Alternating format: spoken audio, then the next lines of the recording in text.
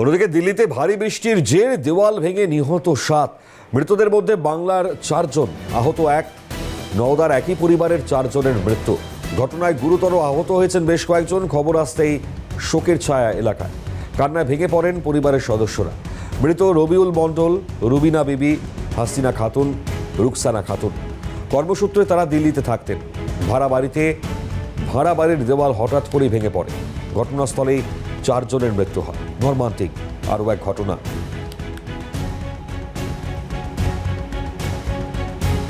পরিবারে একেবারে শোকের ছায়া। কি বলছেন শুনুন।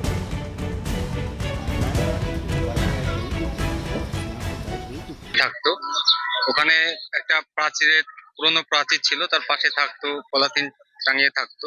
তো সেখানে প্রচন্ড বৃষ্টির ফলে ওই প্রাচীরটা চাপা পড়ে যায়, 4 জন মারা যায়। একজন রবিউল শেখ, তার বয়স প্রায় 30, তার একটা মেয়ে বয়স 9 বছর হবে, স্ত্রী, তার ভাইয়ের একটা মেয়ে আছে, বয়স 7 বছর হবে। তো খুবই দুঃখজনক ঘটনা। এর সাহায্যে যে কোনো ভাবে চেষ্টা চলছে, যোগাযোগ করে ওখানকার প্রশাসনের সঙ্গে কিভাবে ওকে নিয়ে আসা যায়। মর্মাহত, দুঃখিত এই বিষয়টা নিয়ে। 3-4 জন আছে শুনছি, অন্যদিকে ওটা ওয়েস্ট বেঙ্গলেরই হবে, অন্য জায়গায় আহত একজন। সে খুব গরিব মানুষ, দিল্লিতে তাই জানি, গ্রামের নামটাই জানি, আর কিছু জানি না। করে পড়ানো বাড়ানো কাজ করে। হ্যাঁ, ফ্যামিলি মানে কাজে ওখানে গেছে। ঘরে বলে বন্যার পানি কি এখন বৃষ্টির পানি সেটাও জানি না, আমরা দূরে আসি। পানিতে বলে পাঁচিল বলে ঢেসে পড়ে গেছে, যে ঘরে থাকে সে ঘরে পাঁচিল ঢেসে পড়ে যায়। 4 জন মারা গেছে।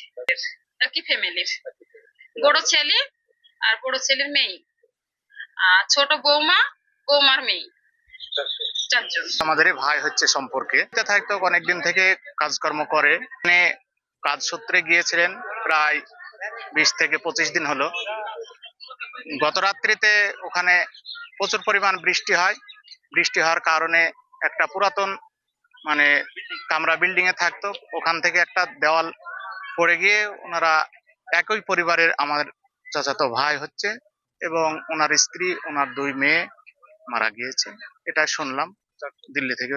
টোটাল একই পরিবারের 4 জন মারা গিয়েছে। নওদা থানার গঙ্গাধারী জোরতলাপাড়া এলাকার ঘটনা।